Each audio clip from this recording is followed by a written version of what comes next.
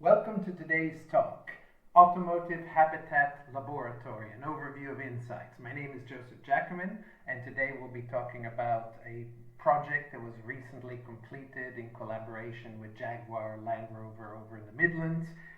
We won't be discussing the specific vehicles or the vehicle subsystems that were involved in the various phases of the project, but we will be focusing on some of the conceptual and methodological design highlights of things that were learned, insights that were gained as part of the project. So, to start with, where did the project come from? What's the background to it? It started from some conversations with colleagues at Jaguar Land Rover a few years back. At the time, the company had adopted a new objective, a new strap line, a new approach to communicating with the public about their vehicles. And to summarize it in a single sentence, the phrase that was used at the time was creating experiences customers love for life. And the key words here are love, which is an emotional parameter, it's an emotional response, and life, meaning something that lasts over time and not just a short-term immediate response to a given situation. And the conversation with the colleagues went something along the lines of we have a vast amount of information, wonderful methods, lots of approaches for design of vehicles. We think and talk a lot about the vehicle, and now we're asking questions about love, and we're asking questions about whether it lasts or not, and how it lasts, and what forms it takes. And this was a slightly different set of points of focus and points of view, a little bit different approach to looking at what we can design, what we could add, what we could subtract, what we could provide to the customers. So the project started from that. And to answer questions about love, how people might or might not love or hate a vehicle or anything else, there are some challenges, quite a few challenges for designers that make life a bit tricky. One challenge, the context. It's well known in the design community that design tends to be performed in context. Contextual constraints, above all, are fundamental in any design activity.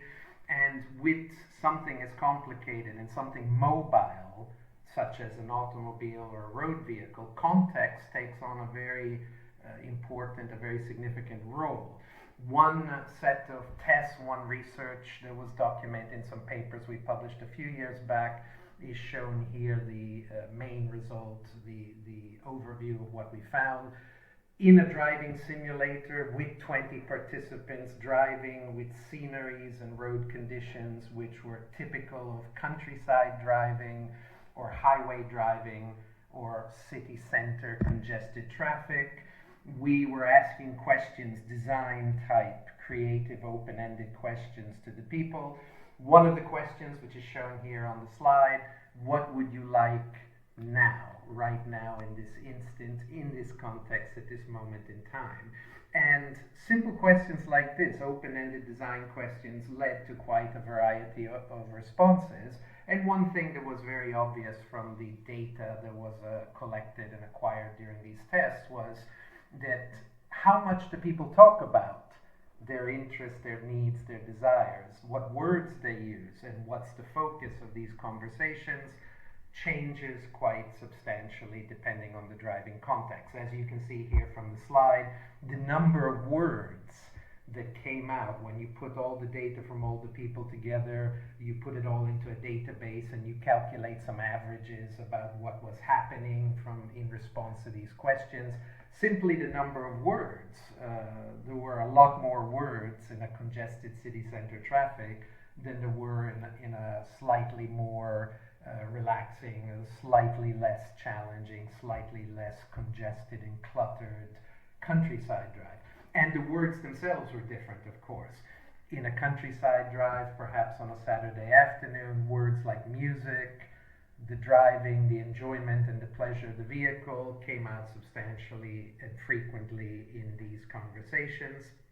Instead, perhaps something like city center, parking issues, navigation issues, trying to follow navigator directions which are being provided quite rapidly within a complex cognitive workload scenario. So you find that what people say, how much they say, and exactly what's the focus of their conversations is highly context dependent. So asking questions like, do they love it, and for how long would they love it, and what is it that they love about the product, is a bit complicated, and different contexts, of course, seem to be needed to be checked and evaluated as part of the answer to those questions. Other challenges arising from working with people, finding out what they love or hate, and how this might or might not change over time. Psychological, perceptual, and cognitive behaviors of people. For example, attention narrowing, the Easterbrook effect. If we're in a high traffic situation and there's a risky situation in front of us, there's some danger, quite often our perceptual focus will narrow quite substantially onto that, and we will have an inattentional blindness. We will not be fully aware possibly of other things that are happening around us. So attentional narrowing in those contexts will affect what people say when we ask these design questions, particularly open-ended ones. The event horizon, anyone who's walked from one room of the house to the other, and when they get to the other room, go through the doorway, they suddenly forget why they were going there. That's an example of the event horizon. Thinking involves bringing in information, perceptual, linguistic, acoustic, from all different brain centers. When we change environment, going from one room to the other, going through the doorway, we change some of the information that's feeding into the thinking process. And quite often, we might drop the electrical voltage sufficiently to lose the thought process completely. So the event horizon, the need to, the fact that certain thoughts are stimulated by certain environments and those thoughts can be lost as we change the environment, that's another thing that affects what the people might say when we ask questions. Long-term memory encoding. Long-term memory does not store the raw data of the experience, not the raw colors or sounds or the words people spoke exactly. It saves simplified models of those experiences, and the models can deviate rather substantially from the actual raw data. So if we ask people about the vehicle and they're thinking about something that happened yesterday or last week or the month before, it could be that their responses are quite colored and flavored and influenced by the process of saving these thoughts and saving these memories, and we may get answers which would be quite different from what we might get in real time, in the context, in the situation. And then finally, fading effect bias.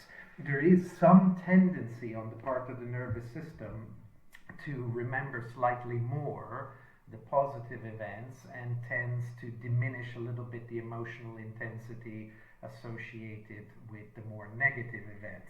Perhaps for evolutionary requirements of self-preservation, given that thinking about scary, unpleasant, or whatever experiences is possibly not healthy for us, there is a small tendency with certain types of events to remember more the good times than the bad times. Other challenges, the actual environments and equipments we use. One study that was done at the beginning of the AutoHabLab project, looking at driving simulators, measuring with equipment the people's emotional responses, and doing checks against the actual emotions which were manifested, checking against that the driving situation that was occurring as part of the simulation. A study with 25 people, things that were seen over and over again when comparing the video of what happened in the vehicle and the driver's behaviors and expressions with the emotions that were triggered in the road scenario. Behaviors sometimes, quite often, appeared unrealistic. Some emotions, such as anger and fear, were rarely triggered. The fact that it's a simulator and it's a low-risk environment, removes some of the emotional priming to be scared when you're about to crash and things of this nature. And some emotions were obviously incorrect with respect to what would happen in the vehicle. Some of the responses to stimuli in the environment did not seem similar to the kinds of things we would expect from our own driving and viewing people driving. So it was judged at the end of this study, at this preparatory study for the AutoHabLab project, it was judged as simulated driving in a driving simulator, despite the fact the simulator can be quite sophisticated, is not necessarily suitable for understanding, measuring emotional responses, and for investigating, asking questions, delving deeper into emotional responses. So highly appropriate for safety issues like response times, reaction times, cognitive workloads, and other things. Lots of uses for simulators, particularly in safety critical tests. But from the point of view of emotional responses, which is was the focus of the AutoHabLab project, not quite as useful as a tool. And finally, then it does seem from what we saw with simulators that driving actual vehicles would be important as part of this activity, as part of the research. And the focus then quickly shifts to contextual interviews, a relatively well-deployed, well-used, commonly used, frequently adopted method of design ethnography. Put a researcher, a design researcher, in the context, in this case a road vehicle, alongside the driver or the passenger, have the researcher collect information, note things, write things down about what's happening and what the context is in the vehicle, and have the person ask questions, perhaps think out loud, or other techniques can be deployed as well, to try to get some insights into what the person is thinking, what's happening, what are the causes, what are the reactions, and so forth, because this design ethnography, this information that's gathered, is then incredibly valuable to the designers for considering concepts that could be taken forward as part of the design process. Contextual interviews are excellent. However, for the purposes of answering the question, do they love it, what do they love, and how long, and what behaviors do these loves have in time, there were a couple of difficulties. Limited in the number of people that can be involved. There's only a finite number of people that can be placed within any given vehicle, despite vehicles, some of them being rather large. There still are practical limits to what can be done effectively, efficiently, and safely within the vehicle. And it's a form of ethnography rather than a form of co-design. Something like contextual interviews tends to be more about collecting data and information in preparation for the design activity. It's not really the type of technique in which designers and customers or the general public co-create, bounce ideas off of each other creatively, and try to come to some agreements and some ideas about what could be done and what opportunities might exist, as opposed to how to solve specific a priori problems. So finding opportunities rather than talking about problems, probably it's better in a co-design context. So what was the proposal for this specific project? The project, as the name suggests, Automotive Habitat Laboratory. The idea was, let's run virtual workshops in real time within context of the vehicle on the roads. Let's create a tool that permits groups of designers, marketers, branding experts, engineers, whoever is involved with the vehicle platform in its design decisions, particularly its initial concept phase.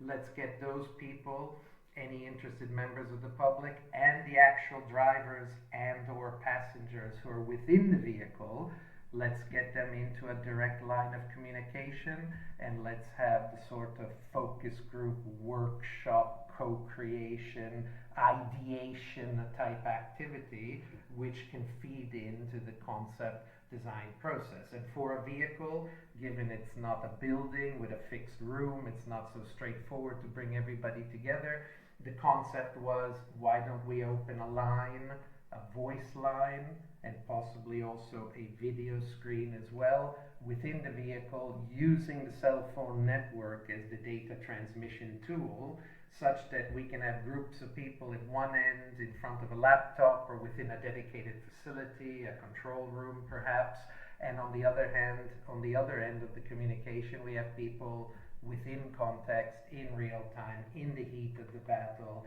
saying things which are being stimulated by what's happening around them, the colors, the sounds, the complexities, the cognitive workload, the emotional reactions, the behavior of the other road users or the pedestrians.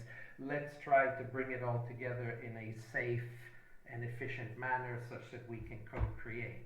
So as we said, across the cell phone network, for most of the project we actually had a control room, and the idea was that the control room, if it saw some emotionally interesting event that may have some relationship to loving the vehicle over time, the control room could call up the people in the vehicle, people who had agreed to work with us and were happy to contribute and were interested in co-design.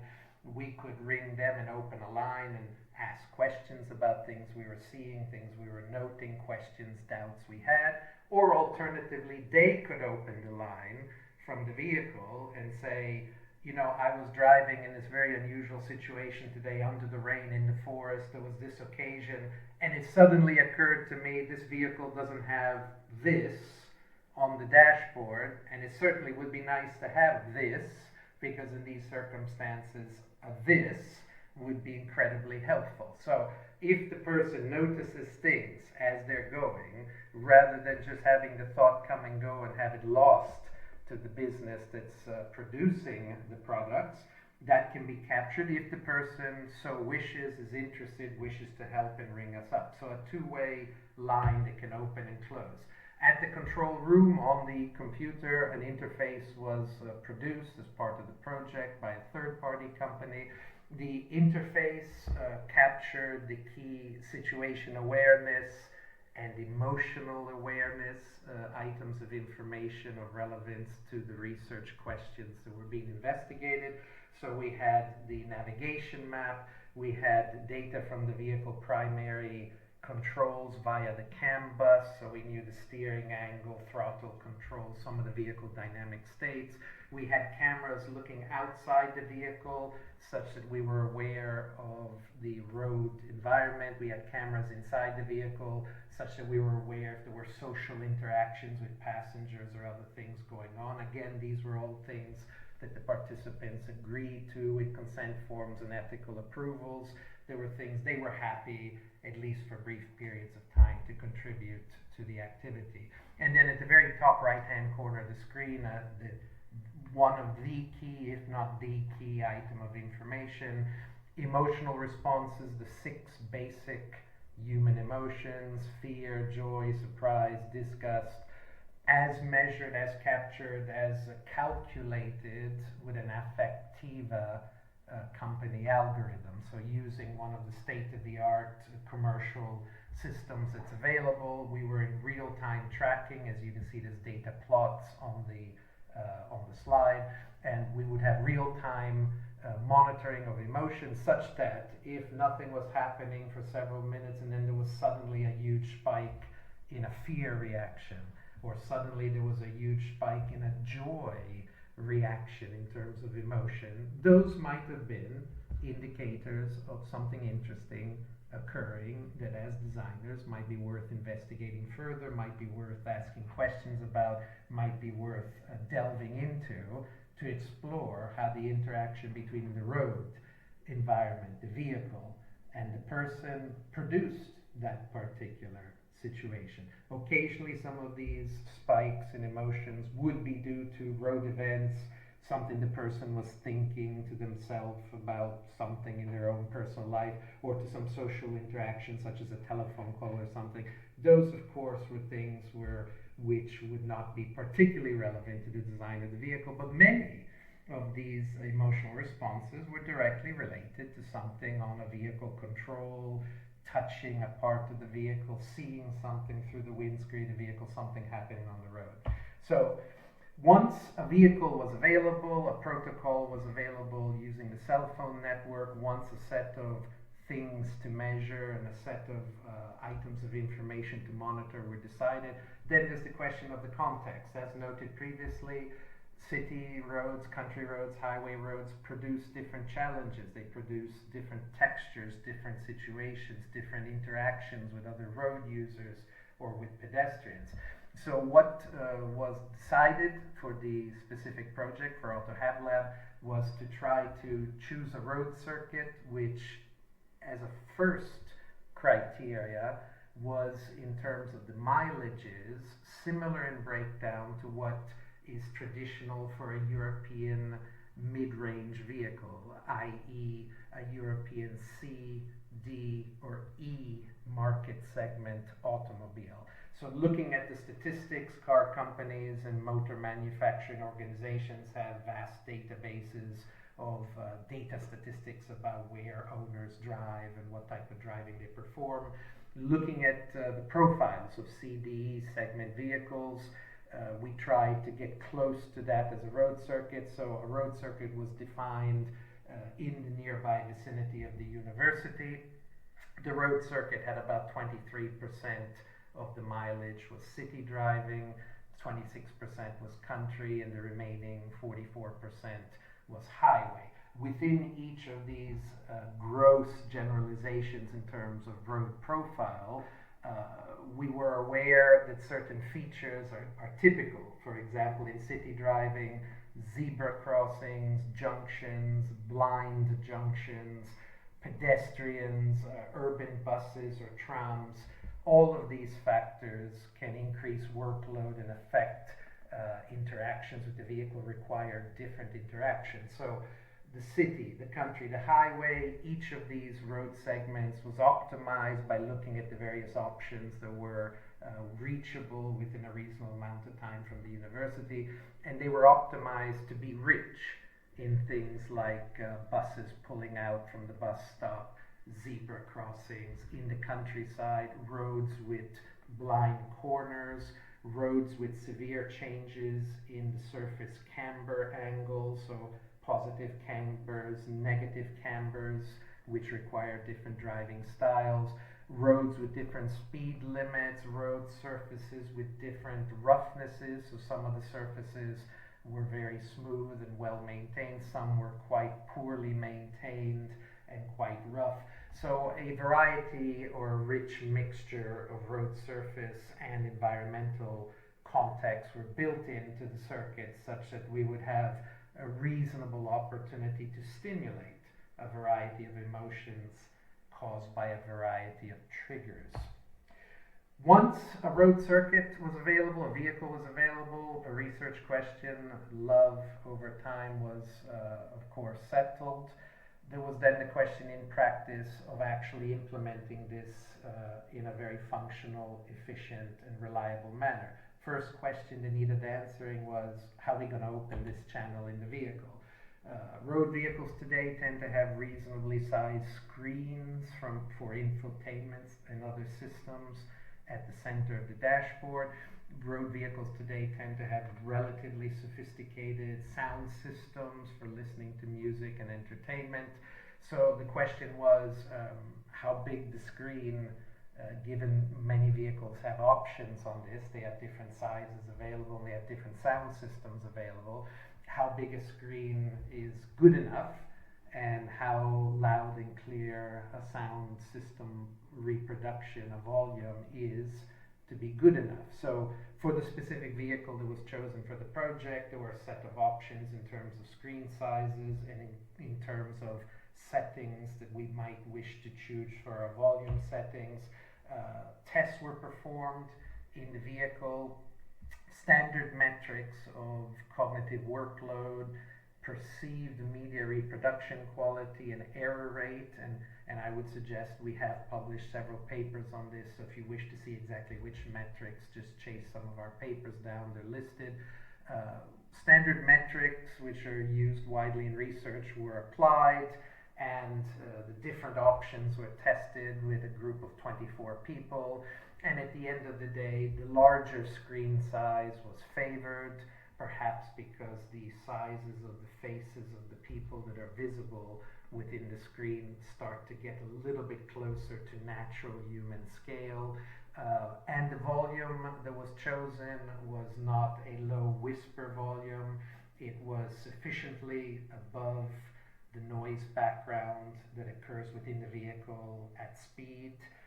It was above it, but it wasn't so loud as to be harsh as in yelling. So, as might have been expected, a larger, closer to natural scale visual image was preferred, and a volume which was enough to get above the noise, thus not whispering, but also not very harsh and loud, extremely loud, was selected as appropriate. So those were considered acceptable, appropriate, efficient conditions for the dialogue, for the interaction between the designers in the control room and the people in the vehicle. There then was a second question, which is once some hardware is defined based on what the vehicle naturally offers and its natural options, there was a question of, from a design perspective, from an ethnographic research perspective, are we better off speaking with the people in the vehicle via voice, as in a traditional telephone, or as may happen actually within the car, given that the driver will usually be looking at the road for reasons of safety as opposed to looking sideways or towards the back seat? Should we use just voice? Is that considered more natural, more efficient, more friendly, more human? Or is there a benefit of having a visual channel and having a direct video line in the manner of a Microsoft Teams or a Zoom or one of the tools we tend to use quite consistently these days? So the question was, to get telepresence, virtual presence, to get a rating from the people who are having the communication, get as high as possible the sensation of being together in the same place, as opposed to being separated physically over the distance between the control room and the vehicle, which of these approaches might prove more useful? And so a set of tests were performed with 24 test participants in the vehicle. Both options were put to the people. The people were asked to perform a joint task. The person in the control room and the person driving the car were asked to make some decisions or analyze some scenarios in which certain tasks, certain items of information were presented to them, and they had to make some decisions. The first one being route planning. So if the person in the control center holds the map and is trying to explain to the person driving the car which route is the best route to take, working together, as in the manner of the co-design which this project was investigating, working together and then rating step by step every so many minutes of the process, the telepresence, using standard metrics of virtual or telepresence, which manner of communication was more effective. And here there was a small surprise, which was on average across most of the scenarios and tests, it was actually the voice channel alone which proved to be rated higher as telepresence or virtual presence. So it did appear there was a preference to talking acoustically across the distance rather than actually having to take the eye off the road and look also at for some part of the time at a video image. So whether it's simply the cognitive workload, the fact of having to look at a screen, whether it's the scaling of the screen, which a small screen of course does not show a person at their natural real scale, and we know that affects telepresence or virtual presence quite substantially, or whether it's just simply the contextual ritualistic practice of talking to people. If it's just habit that we usually talk to people while we're driving without looking at them, thus it seems strange in this particular context, in a vehicle as opposed to an office or the home, if it appears strange to look at people when you're talking to them. It's difficult, the tests weren't structured to separate between these different possible explanations. However, the test did suggest that most likely with most people, just the voice channel was a more effective, a warmer, it was judged as a more human communication interaction. So possibly the voice is sufficient. Now, in terms of the driving emotions, the project provided a real-time, within context, co-design environment. The project also had as a second source of information, either as a check, a backup, or for some scenarios possibly a slightly independent piece of information, was the information, the data, the analysis we could do directly from the emotion capture system. So using facial emotion analysis, FEA, in our case it was using the Affectiva algorithm. Using that, we captured quite a large amount of data, had a database which could be on its own independently analyzed to look for correlations between road conditions and which emotions, different emotions being triggered, correlations between different driving speeds and the emotions being triggered, correlations between the gender of the driver, or some of the settings that were set on that day for the vehicle. Different options could be considered, and correlations could be noted simply from a scientific, statistical, data-driven analysis without the creative co-design and the concept generation of the real-time interaction. So this was a separate piece of information which provided insights of its own, and some of the insights that were gained very quickly from looking at the database. One insight that was quite interesting right away: the average emotion rate across all roads, all participants and all tests performed, was about 2.16 facial expressions, emotional expressions per minute. So right away it becomes obvious that unlike some of the primary control actions, or perhaps some of the reactions in emergency situations of drivers, emotions are coming along somewhat slowly. In a minute, we'd be lucky to get 2 clear emotional signals triggered by the software algorithm. So this is interesting on its own because it suggests that investigating people's emotional interactions and emotional relationships with products of this complexity, such as the road vehicle, probably requires a relatively large amount of data. It certainly suggests collecting over different days, in different conditions, over a somewhat lengthy period of times. The emotions are not rolling in dozens and dozens of them each minute. There's a certain amount of effort required to stabilize the statistics and see some first patterns emerging from what's happening. Other items of information that are incredibly interesting: the breakdown for the different roads, separating the data sets of the different participants on the highway, city, and country type roads. We see that the city road, if that was taken as the reference, is 100%. The highway was producing about 80% of the emotional reactions of the city, and the countryside road was producing about 120% of the emotional reactions of the city road. So different roads are producing different rates of arrival of the emotions, and some are richer in emotional responses than others. And the interesting part was, despite the city being cognitively very challenging in terms of workload, there was often a greater variety and a greater number of emotions triggered on the country roads, possibly due to the landscape around, the opportunity to use infotainment and other systems which perhaps could not be actuated very often in the dense, problematic city congested environment. So different rates of emotions occurring. And in terms of triggers, looking at across the database at what was triggering these different positive and negative valence emotions, we see some patterns. We saw some patterns emerging.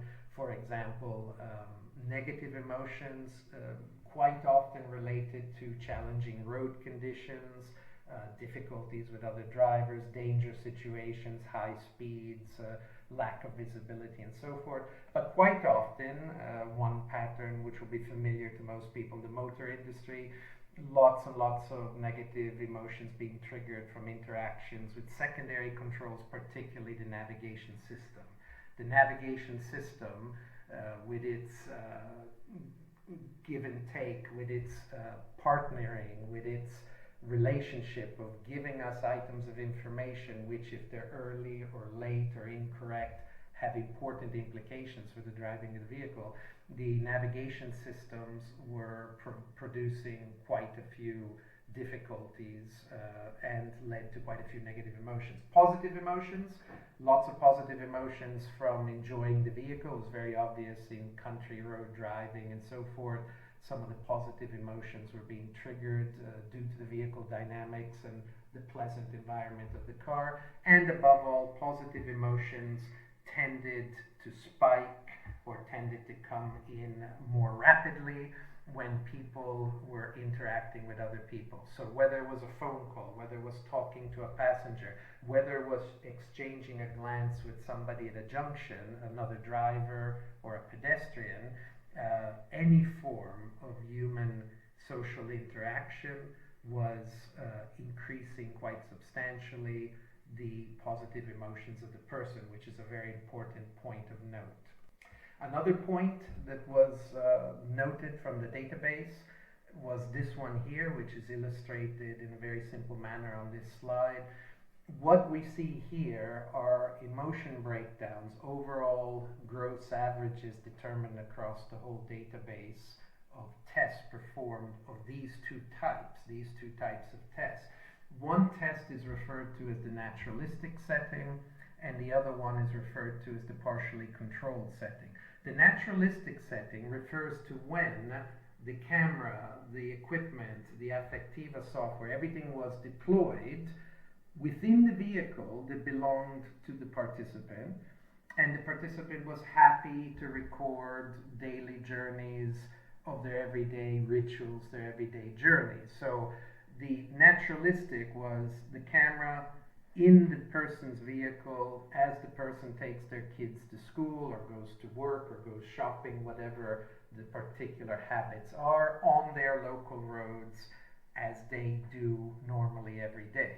The partially controlled setting is referring to the tests that we were performing as part of the project specifically, which was using the road circuit, the test vehicle, and all the rest that comes with the AutoHabLab approach.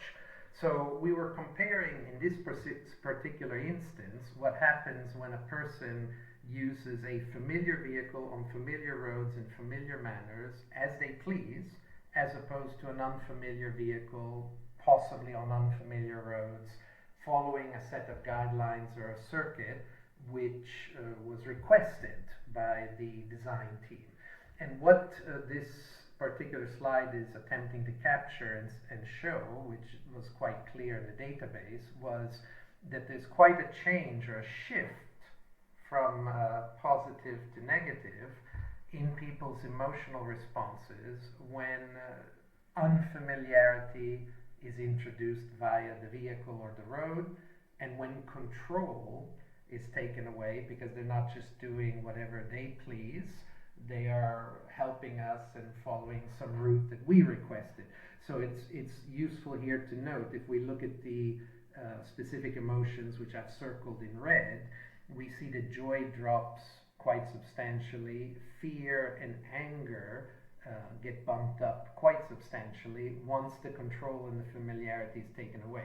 The importance of this particular result in this particular slide, this insight from the AutoHabLab project, is that any artificial investigation that we perform as designers, engineers, marketing specialists, experts in branding, as we introduce requirements and take away control and familiarity from the people, there is a substantial shift in the people's emotions. Thus, when we're making comparisons and we're considering the situation, looking for opportunities, we do have to consider that likes need to be compared with likes.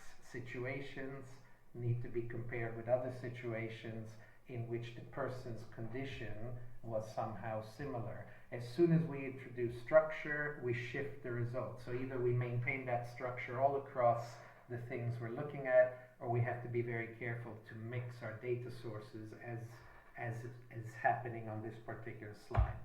And then finally, looking at all of the emotional data, looking at the kinds of design opportunities and creative thoughts which were coming out from the banter of the co-design exchanges between people in the control room and the people in the vehicle itself, it then became a question of, let's go and double check as part of this AutoHabLab project how this compares to people's long-term memories. If there is a fading effect bias, if there are thresholds and memory encoding issues on long-term memory, are we sure that all of the really neat things we're finding in real time, within context, at a distance, are we sure that every one of them is going to be remembered and adding to love, and will it be remembered for life over time? So what is the effect of long-term memory encoding on all of the great things that we can learn and extract and find out with what the other parts of the project was addressing?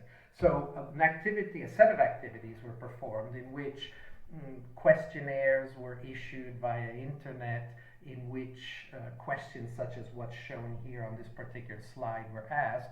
We were asking people to describe instances where they had strong emotional experiences with their vehicle in the past, and we were asking them to tell us whatever they were happy to tell us about what these experiences involved, what happened, why they were happy or why they were sad, and to indicate the specific basic emotion involved.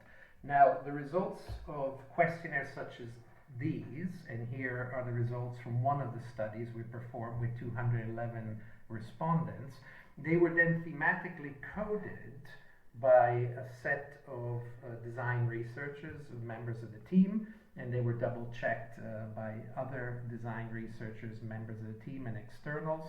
And the themes that were clustered together and were named, looking at them, and here are 12 which the first 12, the top 12 which emerged from the study with 211 respondents.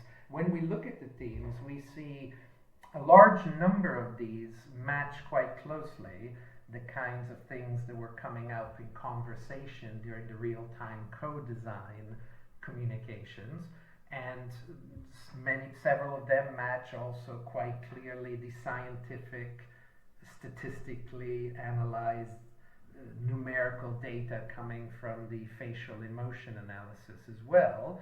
But a couple of these did not correspond particularly strongly to things which were in the data from the main approach, which was the interactive, creative, and from the backup checking, which was the emotion detection. Looking here, we see things like driving with a loved one, which did not come out from the co-design and certainly could not have been picked up by scientific sensors and algorithms such as the emotion detection software.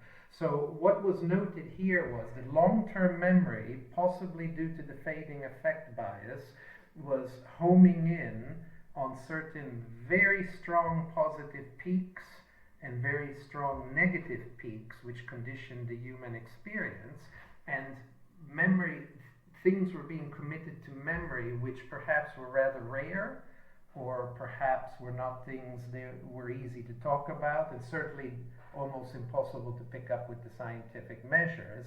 So a decision was made that to the road circuit, possibly to answer questions such as love for life, do they love it and does it last for life? These specific questions, which are emotional responses, and they're emotional in nature, unlike safety-driven questions. Perhaps in these cases it's necessary to speak specifically of effective design scenarios. So design scenarios are widely used in all forms of design. Most design scenarios are highly functional in nature. They're about some goal, trying to achieve some goal, some interaction, and looking how an interface may or may not affect that. Taking the standard definition of design scenario, we defined something called an effective design scenario. It's a design scenario which is expected to produce in the individual a noticeable physiological response which can be described in terms of one or more of the basic emotions: anger, disgust, fear, happiness, sadness, and surprise. So a decision was made that there will be a few items affecting the relationship between a person and the product, the vehicle, which cannot be captured with the scientific measurement and may not always be captured by the interaction creative dialogue. Thus, it may be useful to look for these based on testing and checking with people what's in their memories, what they think, what they like, what their memories tell them, and then perhaps adding some of these to the testing that's being performed. So if we have a road circuit, maybe the road circuit would benefit from being tweaked a bit by adding some of these things to that road circuit, such that when we try to talk to people, we're more comfortable, we're capturing also these things which tend to be deeply embedded in long-term memory. So a set of effective scenarios, such as the one described here as heavy traffic, were defined. The idea here was to look for those specific things which long-term memory is telling us have a very dramatic effect in increasing in a positive or a negative manner the emotional response, and then looking if we can build these scenarios into these circuits, into the interactions, into the rest of the AutoHabLab approach, such that when we do the creative co-design, we have some chance of talking about these things, seeing what happens in some of these situations, the ones that are possible to replicate.